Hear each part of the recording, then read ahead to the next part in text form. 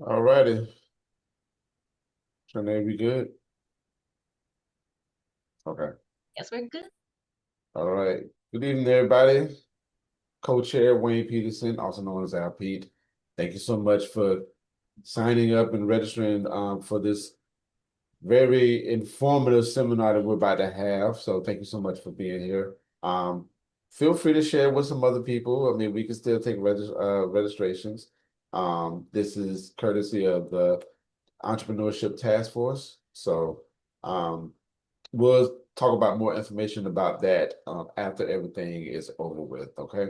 But if you have any questions, comments, and stuff like that, please feel free to utilize the chat. I'll be monitoring the chat, and then we'll get those those questions answered, and then we'll do the interaction part. So, all right. So let's get into it. Don't want to waste any more time, but I want to introduce our guests for the evening as well as the moderator. All right. Aneka Winstead is the founder and CEO of Watt Business Solution, where she empowers entrepreneurs to manage their money, master their systems, and move with strategy.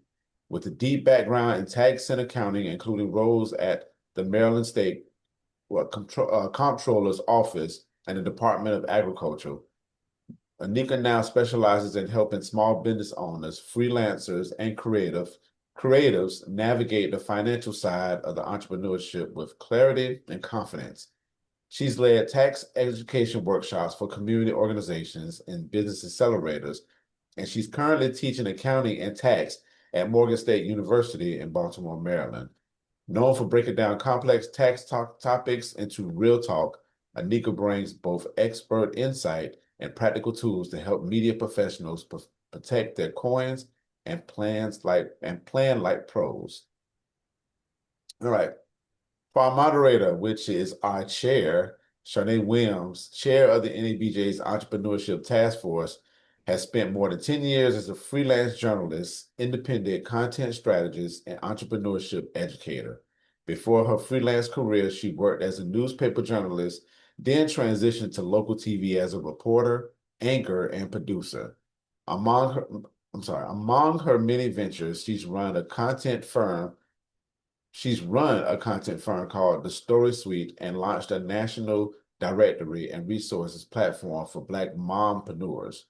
Her written and video work has appeared in Word and Black, Market Watch, Fast Company, The Griot Inc., Ivanhoe, Broadcast News, and various local outlets. So, without further ado, I introduce you all to Shernay Williams and Aneka Winstead. Yay. Thank you, Wayne. And like you said, we're so happy that you all are here. As you know, the journalism industry is facing so much uncertainty and change, and we want everyone to be as prepared as possible. So now is the time to make sure that we have all of our finances together. It is tax time, so it's just more important than ever that we get these resources. And so we plan on having a conversation that's going to be helpful for new freelancers, people who've been doing this for a long time, media entrepreneurs. We want this to be for you. So please feel free to type in questions. We want to make sure that we get to them throughout the program or even at the end. And we're going to bring on someone that I've known for a long time. She's done my taxes in the past, and she's been committed to small businesses from the beginning of her company's career. And just in case you don't know, you are a business owner. If you are a freelancer, independent journalist, you may not identify as a business owner, but you are. You are an entrepreneur. So we want to start with that. Okay. But Anika, let's start with what freelancers, media entrepreneurs, what should they be doing right now? Because it is tax time, right? So what should be their main focus to make it easier for them to file their taxes? So today, February 10th, January 31st was when you should have already received all of your 1099s from your merchants, from anybody that is the due date that they have to have it to the IRS. So you should have by now received all of the 1099s if you are using a Square, a PayPal, a Stripe, any of those third-party merchants. You should have them. And if you don't, log into those systems and pull them down. So right now you should be gathering your documents. Right now you should be making contact with your tax accountant. If you are doing your own taxes, you should be gathering your documents. And because you are a business owner, just as Shernay just said, you should be defining what are your business expenses. So hopefully, fingers crossed, you separated your business and personal throughout the year. And if you did that, then you're already ahead of the game, and you can kind of, if you're in an accounting system, then you can kind of just run a report and you're done. If you have not done those things that I just said, separate your business from your accounting, business from your personal expenses, or in an accounting system, this is a time where you are gathering your expenses and putting them in order. If you give a box of receipts to any tax accountant during tax season, please believe they are going to charge you a premium price for having to separate and document those different things. Just because of the time and effort that it takes. But that is what you should be doing right now, gathering all documents and making contact with your tax professional to see what they may need from you. And just to break it down for people who may be relatively new to this, can you talk about breaking down the personal and business expenses? Because you mentioned that. So what could that look like if they haven't been doing that? What should they be keeping in mind? Yes. First, I really hope that you have a separate account where your funds are coming in. And it doesn't mean that you can't touch those funds. It just means that they're going into a separate account that is separate of your personal. And so what I mean when I say business expenses, anything that is related to you doing that thing, that business, anything that's related to you operating in business. So it could be um the equipment that you buy. Your industry spends a lot of money on equipment. So that's first. Any supplies that you buy. Let's talk about the dual personal and business expenses, which would be the gas of your car. So if you don't have a vehicle that's in a business name, which you probably don't, and you're using your car for transportation back and forth to jobs and to get supplies and all of those things, there's a portion of your vehicle expenses that you can write off. So keeping track of those things, the gas, the maintenance, the oil changes, the tolls, all of those things. And then also keeping a track of gathering all of your home expenses. Because if you're at home like we are now, and maybe you're doing a lot of your editing when you're home and you have a certain space in your home that you do that in, that's called your home office. And so making sure you're aware of the utilities for your home, the any rents or repairs that you made in your home and your mortgage and your rent. You don't have to be in a home to write off home office expense. You can be in an apartment. But you just have to have a space that is dedicated to you doing that thing. Nothing personal can be in there. I'm not saying they're gonna come and kick down your door and check out your home office, but these are the rules. And so that's what I mean when I say business expenses.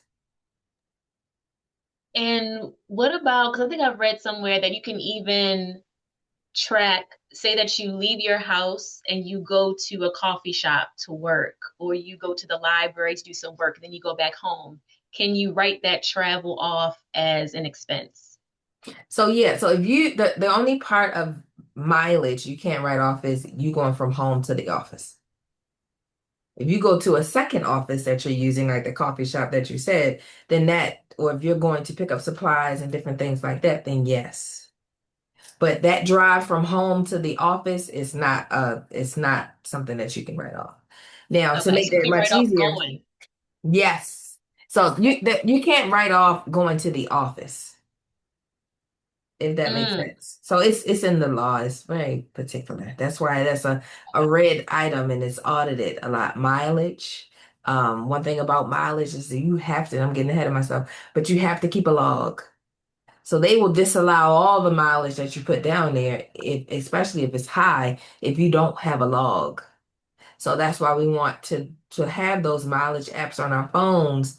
And we're busy, we got distracted, that asks us, hey, is this business or is this personal? It's asking you, it's tracking your location, it's seeing you're up and moving, and it's going to ask you, is this a business or a personal drive? And you simply swipe left or swipe right. to say that this is a business drive, and it starts to track it for you. So now at February 10th, you can pull that mileage report down and give it to your tax account. And I love QuickBooks for that. Are there other ones that you recommend as far as mileage and tracking expenses? Yeah, so there are many mileage apps. QuickBooks is the only one that combines the accounting and the mileage. Now, I know QuickBooks can be overwhelming for the solopreneur or the freelancer, but they do have a package. It's called QuickBooks Self-Employed. And I really Mhm. love that because you can link one account. Now, this goes against what I recommend having two different accounts. But if you are a true and true freelancer and you have one account, you're not a business, like you're not, I don't want to go this, I'm always going to have a job, I'm always going to freelance. You have one account. This self-employed allows you to connect that one account and it brings all the transactions in, and you can swipe left or right to tell it whether or not it's business or personal. It's not going to track your personal, it's only going to track your business. But it also allows you to put your W-2 income in there. It allows you to put your tax status in there, like if you're single or head of household, whatever. Because one thing that I love that it does is it tracks whether or not you need to pay estimated taxes with all of that information. And it also is linked with the mileage. So now, self-employed is not the only, for a long time, they only had it in the self-employed version, but now they have it in the other versions as well. So with QuickBooks, you literally get the whole shebang. That's why I like it. But there are other systems like Wave. Um, QuickBooks is the grandfather of it, right? And so that's the go-to. But they have systems like Wave, but Wave is only accounting. Of course, you can go real grandfatherish and go to Excel, but who wants to do that? Any manual effort that you have to put forth, I think it gives too much way for error. Any way you can automate bringing in the transactions and having it suggest for you what it is, kind of eliminates, not eliminates totally, but it reduces the manual error that we put in forth. So, yeah. That's what I And was. Sarah asked a question. She said, I thought that anyone who is self-employed has to pay estimated taxes. Are there some people who don't? No, well, I'll say this with estimated taxes. If you have any income that is not taxed throughout the year, so you don't even have to be a freelancer or a business owner. If you have any income that is not taxed throughout the year, then you need to pay estimated taxes. If you owed more than $1,000 in the previous year, you need to pay estimated taxes. So, categorizing yourself as a freelancer or business owner doesn't deem you having to pay estimated taxes. Estimated taxes is solely so you won't have to pay taxes April 15th. Estimated taxes is breaking down those things, breaking down that amount that you would pay April 15th in 4 quarters. So you don't have to be a freelancer. So don't think about it like that. Think about it as even if you were working a job, if you owed $1,000 last year, then let's go ahead and pay some estimated taxes throughout the year. Let them withhold more money from your pay. That's still estimated taxes. Um, if you have any money that's not taxed last year, and it's not moving, like then you need to pay estimated tax. Any income that is untaxed is going to cause for you to be taxed in the next year. I hope that answers that. Yes. And Brett is saying that QuickBooks is a tax deductible Yes, it expense. is. And it's pretty affordable too. They have deals throughout the year and everything. I know Wave is free, and Hmm. but like you said, they don't have all the features that come with it. Yeah. So Ethan says, could you talk more about keeping track of those expenses when it comes to receipts? I've kept track of my work expenses via my bank account, and I do have the majority of my receipts, but there are some expenses from last year that I didn't get a receipt for, but I know are accounted for in my bank account or my bank account transactions. Okay. So, I mean, of course, the requirement of the IRS is for you to keep the receipt. But that's you would only need it per se if you were in an audit and they say, hey, we want to see these receipts. The fact that you have it separate from your personal and it's running through your bank account and you're not just pulling numbers out of the sky that you can't trace back to a business bank account, That's what they want to eliminate. What they want to eliminate is fraud, waste, and abuse. Okay. So if you have funds that are you can show where you've done the job, you've done business, it's coming to you from a client into your business bank account. You may not have the receipt, but you do have the process as to which you received the income that justifies your income. So, and I say justify because I've had the state send my clients letters saying, hey, can you justify this income, this self-employed income that you have? So they want to know, are you just putting this income down or are you really self-employed or a business owner? Let me see the 1099. So we send in the 1099. They don't ask for the 1099, but that is something that we can use to justify this self-employed income. Mm-hmm. Can we expense equipment or do we have to schedule it through depreciation? Okay, so can you expense it or can you capitalize it? It solely depends on the amount of the equipment. So I think the number is 2,500 that you can totally expense it. Anything over, then you do capitalize it. And what he means by that, for the people in the room that don't know what he means, is when you purchase a large piece of equipment or an asset for that matters, um, you have to capitalize that item. And what that means is you cannot deduct the full amount in that first year, but you have to depreciate it each year. And what it means is you're just taking a deduction for it each year over the span of its life. So typical equipment gives you 5 years. The useful life for equipment is 5 years, unless you buy a house, that's almost 30 years. But the life is 5 years. So you say, for instance, if you depreciate it and you deduct 500 each year until the fifth year. After 5 years, it's fully depreciated. You don't get that deduction anymore. Okay. So I've heard different approaches to this. You know, some tax professionals say, well, some tax professionals will help you deduct as much as possible so you can get a refund, right? Then others say, but you don't actually want to have a refund. It doesn't look good for your business. So what's your take on that? So I heard you say something, and when you sent me these, and you was telling me that we had the conversation before of when we first started. I was like, "What are your goals?" Right? So Mm-hmm. your tax return should always match your real life goals, right? So that's why I have the conversation of, especially when I'm talking to business owners, like, and they have tons of expenses, and I'm analyzing what they're deducting and what they have coming in.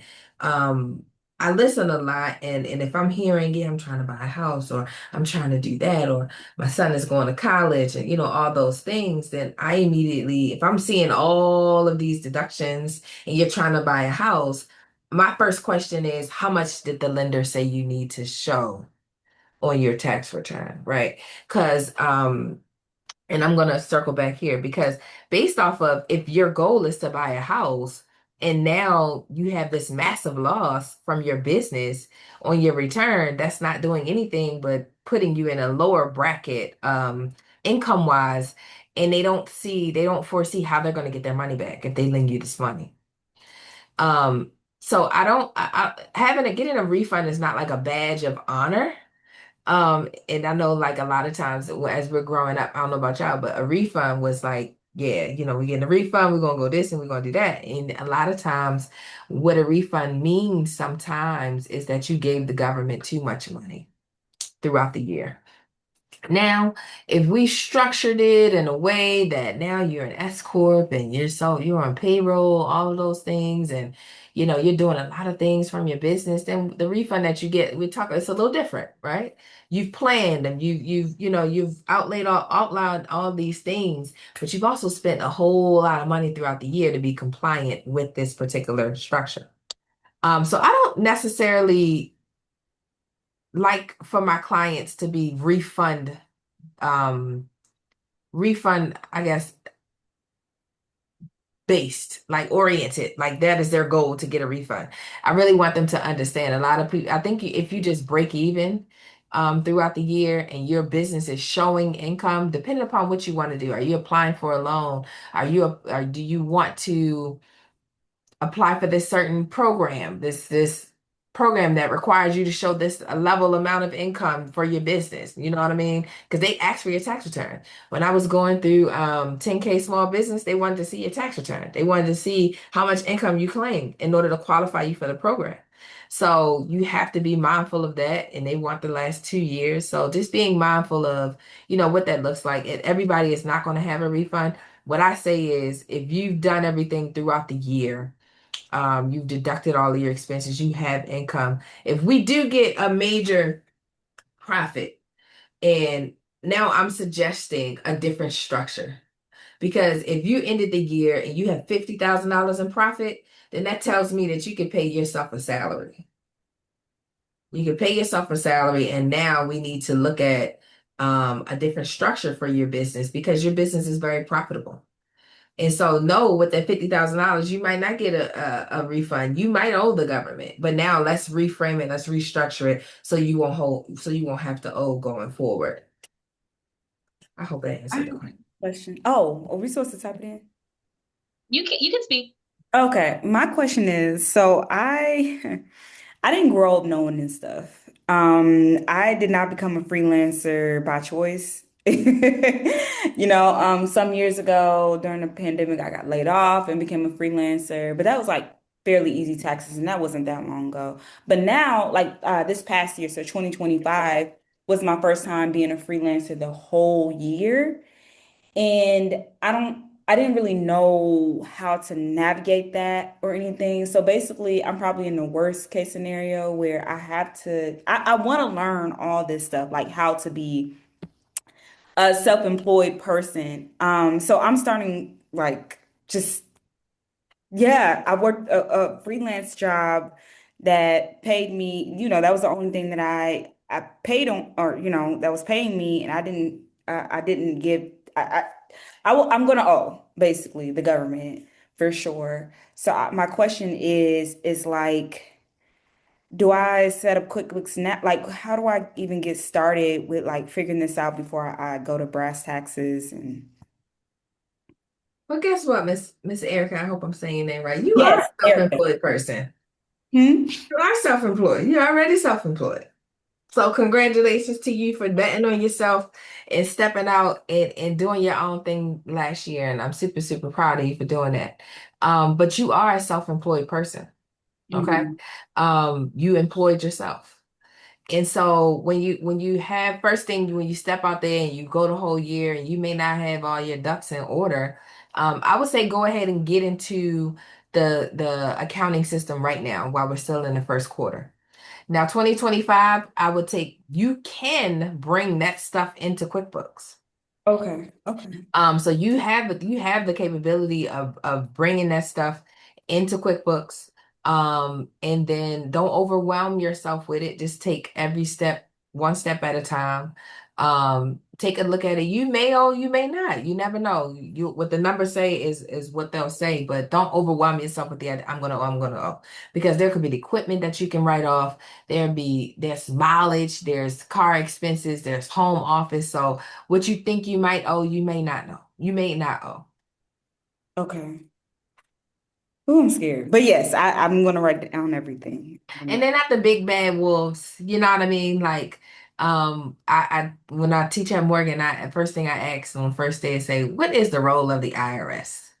They Mm. say to take our money. It's just the fear that you have of these agencies of the misconception you stated earlier. I didn't learn this kind of stuff, and it's immediately a fear that's in us because of the lack of knowledge and what we don't know. But what you're doing right now, you're in the room, you're getting things straight, but also understand that as long as you communicate with them, as long as doing what you need to do, they're not going to come and knock on your door and take you to jail. Okay. And you are not alone. I see people in the comments saying that they're in the same boat. And I'll say quick, like I said, this should be QuickBooks should be paying us for all this, that we're talking about them.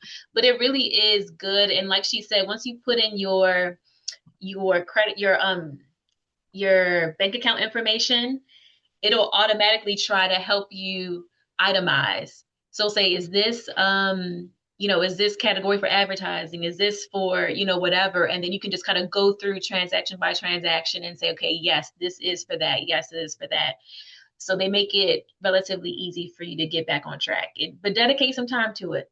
It'll take some time, especially if you have lots of different transactions and you're using your card for lots of different things. Sarah has her hand up. Yeah. So I guess two questions, one perhaps more existential and the other more practical. I've actually, in the last couple of years, paid an accountant because I just didn't know what I was doing and was terrified and la la la. I'd like to start doing this myself. One thing I know in the past, and I wasn't good at itemizing, I would try and go back through my credit card statements like, a year after and remember what I was doing and like, was this personal, was this business, which was incredibly successful. And I just sort of fell into this like, well, it's probably just the standard deduction is going to be better. And then, but I guess my question is if I do start itemizing more and I haven't really been in my mind, I don't want receipts, I don't want clutter. And I was like, well, it's all on my credit cards. You can find it on the statement. I'm almost afraid of like, itemizing things if I don't have the receipts now in case they do audit. And this sort of leads to the larger existential question of like, there's a part of me that doesn't like, I know I pay like a penalty for not doing the estimated taxes, but there's a part of me that almost like doesn't trust the government, like will always send me money if I'm owed it. Like it's sort of, or would like audit, when I think of who they tend to audit, they don't seem to audit the people who have the real money and commit the real financial fraud, and go after like, little solopreneurs like me. So I don't make, if I'm paranoid, please, disabuse me of these notions. And if I'm not, like, that would be helpful to know. Yes. So I think when I heard you say standard and itemized deductions, we're talking about two different things. So the standard and itemized deductions are for your personal taxes. They're for things like charitable contributions. These are the things that you itemize.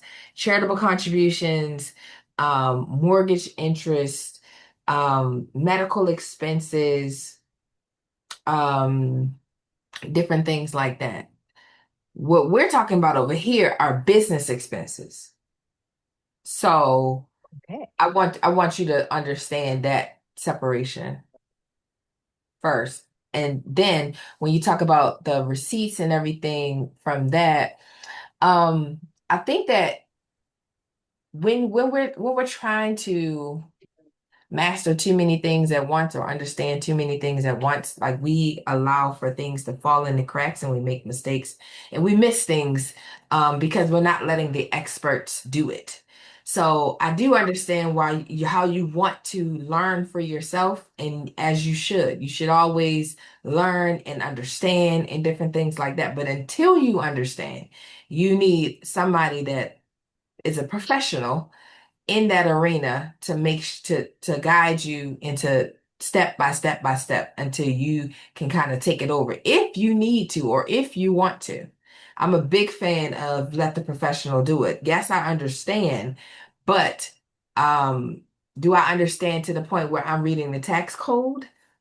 As a not a tax professional. And I'm saying all this to say that sometimes in learning, and like you say, you just let stuff go for a whole year and you just say, hey, listen, I don't remember it. Let's just had you work with somebody maybe on a quarterly basis, not so much on a monthly basis, you would have learned, they would have taught you. So always get with somebody when you choose a professional that's not only doing it for you, but also teaching you so that you understand it and so that you're not, out here like, just not understanding what you do. Because if you understand what you're supposed to collect throughout the year as you're moving on through, working and everything like that, then it'll be a better tax situation.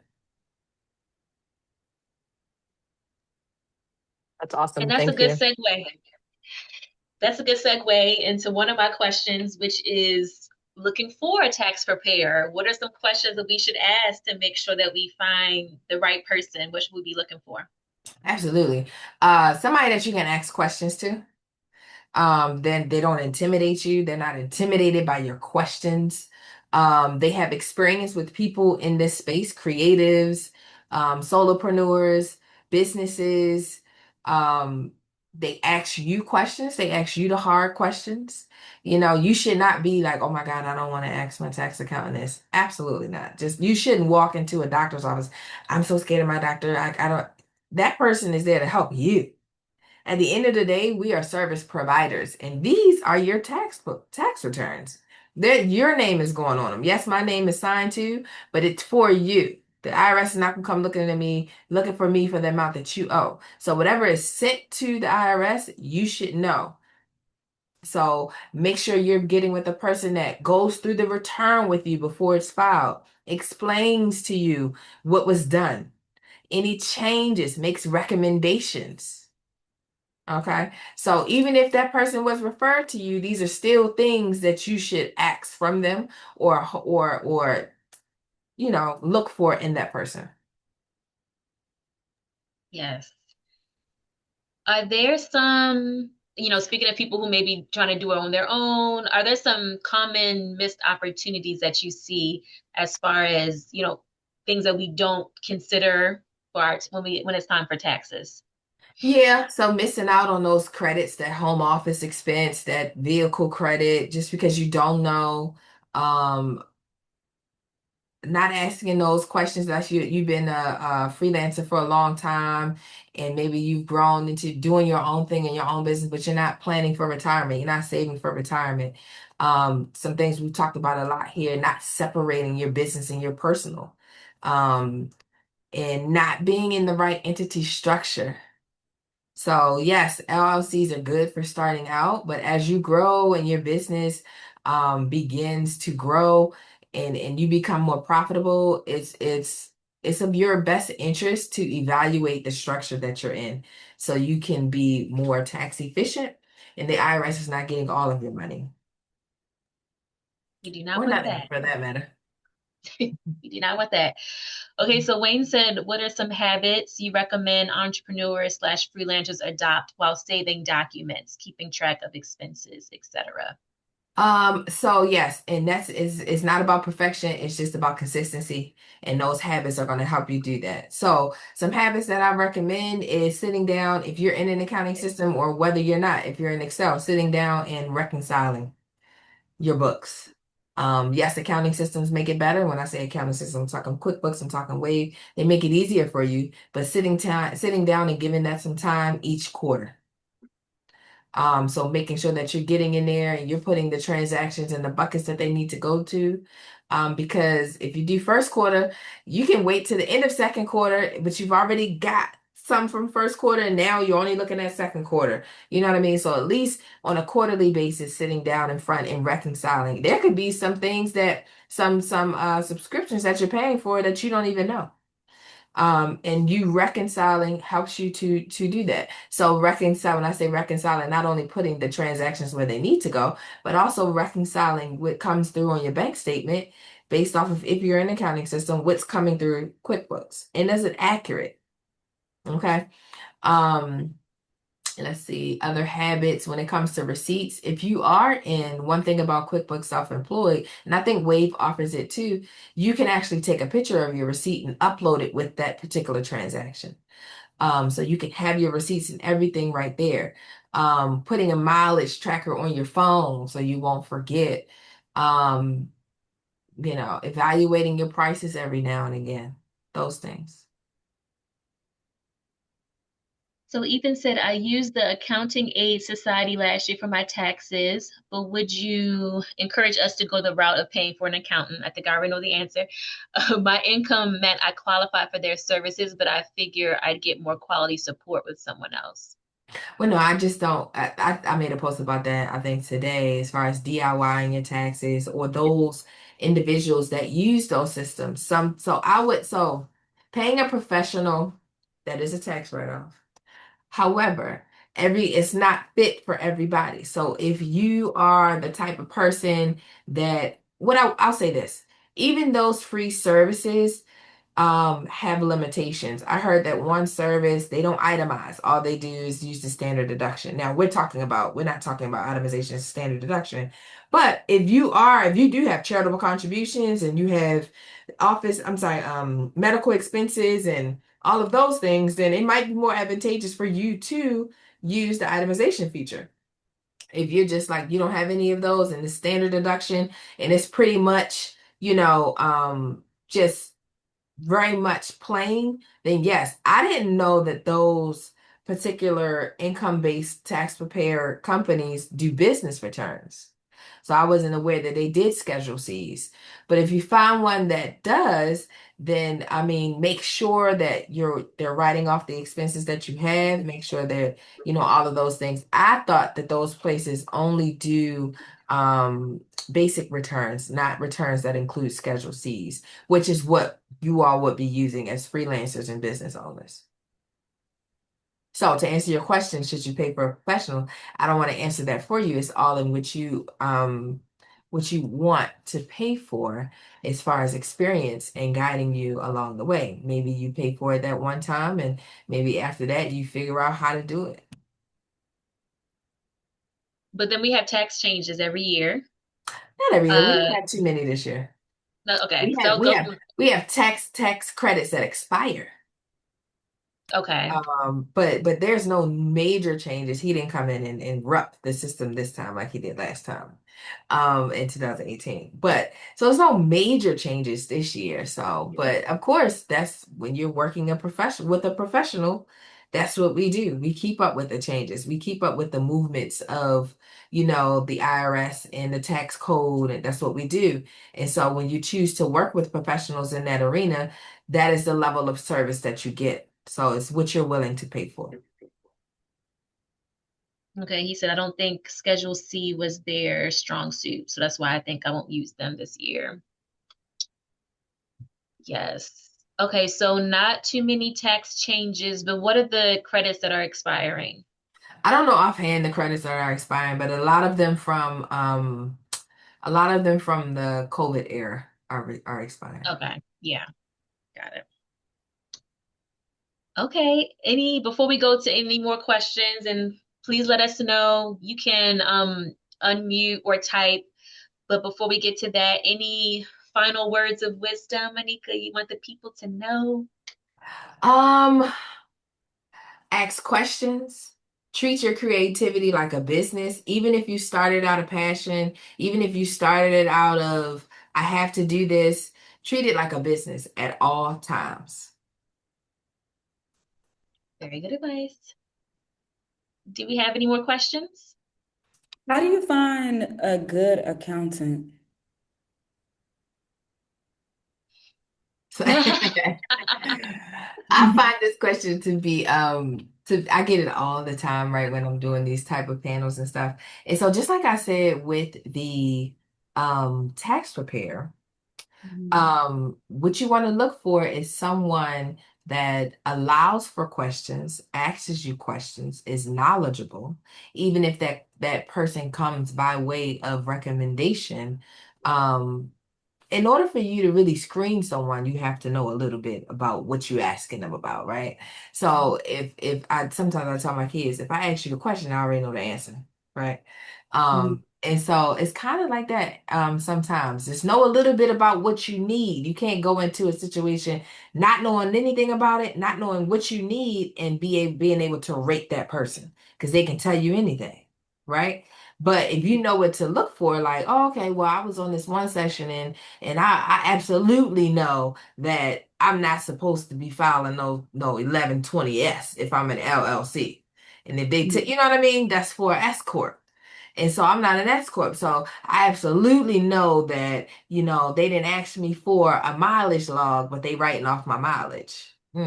You know what I mean? I know that I paid $5,000 for this equipment, but they put the whole $5,000 down there. Can I really write that off, or do I need to depreciate that? So those is ask questions, just like you would go into your doctor's office and ask them questions. This is your money. This is your what you're sending to this agency, so you need to know. So to answer your question, what you should look for in an accountant is very similar to what you should look for in a tax preparer. Someone that you feel comfortable with, someone that you can ask questions to, somebody that has the background. All the time clients get on the call, hey, can you tell me a little bit about your background? Absolutely. It should be some accounting in there. It shouldn't just be like, well, I started doing taxes. No, I want to know how you got here. What's your degree in? Do you have a degree? Or what kind of certifications do you have? Different things like that. Okay. Is there like a website that For where? accountants, Yeah. if you go in QuickBooks, there are advisors that you can go through there, but I'll let you know that they use a lot of big box companies like that. When you're using advisors, they use a lot of foreign advisors, like people from India and stuff like that. Sometimes. Now, there is something on there where you could go, I forget where it is. People are trained in QuickBooks, but just because they're trained in QuickBooks, they know QuickBooks. They don't mean they know accounting. But yeah. And I just put Aneka's website in the chat.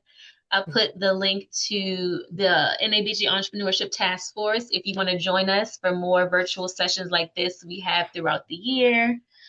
Tamika says it is also worth signing up for IRS newsletters to keep up with any changes/updates. And she put the Yes. link there. Yes, I signed up for them and they're very good to Did we receive. lose? Oh, Aneka, somehow it shifted. Okay, you're still here though. Okay, Ethan has a question. What's your question? Yeah, I was gonna ask, what questions should we ask ourselves before we decide to start an LLC? Because I haven't done that yet, and so I'm curious about like whether or not to take that leap. Okay. Yeah, so an LLC, whenever you Am I structure your freezing? huh? I think everybody's frozen. No, I think you're freezing, Shernay. Yeah. So I'll answer Ethan's question. So when you are structuring your business, think of protection. Every structure that you change from or go into is about the level of protection that you have, right? So when you're going from um, just a regular sole proprietor, that means you woke up today and you started to do business for yourself, you are a sole proprietor. To an LLC, that means you want that extra layer of protection. With the becoming an LLC protects your personal assets. So it puts a barrier, puts a fence between you and your business. As you could protect yourself more and more and more and more, S corps, trust, all of those things, the wall between you and your business gets stronger and stronger. It protects your personal more and more, if that makes sense. Yeah, it does. Thank you. Okay.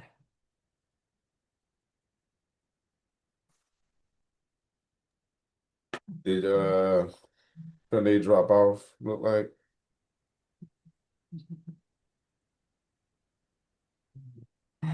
Yeah, she probably dropped off.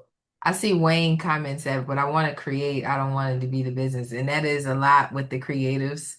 And so Oh yeah, I was love I was joking on that. So I know you've been joking, but no, that is the that's a vibe. real thing though. That is the vibe. It's like, listen, I don't want to do nothing that relates to business. All I want to do is create. I mean, that's how your brain works. You know what I mean? I don't want to do none of the advertising. I just want to do the business. That's how my brain works. You know what I mean? And so, and so, I think that for the things that you don't want to do or you don't totally understand, you got to bring somebody else up there with you. You have to bring somebody, on board, whereas though they can help you out.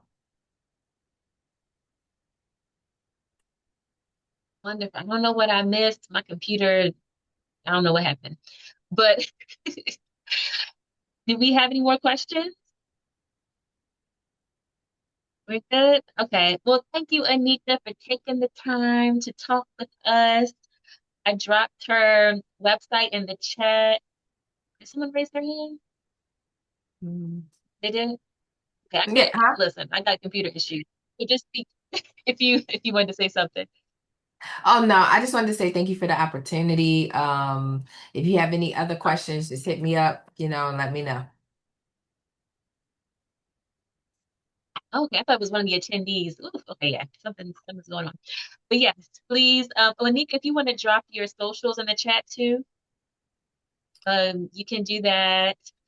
Also, join the NABJ Entrepreneurship Task Force. We have the sign up there. Like I said, we're going to be putting on programming and we want it to be helpful. So we also want your suggestions on the type of programming that you want to see. And of course, we have our annual convention coming up in Atlanta in August. So we're working towards that as well. But thank you for joining us. This is also recorded. Wayne is so awesome because he puts all of these up on YouTube so we can watch the playback. You can share it with people who missed it. You can rewatch it yourself. Stay safe. Remember that what you do as a journalist is a right and it is necessary. And thank you for your work. And we will see you at the next session.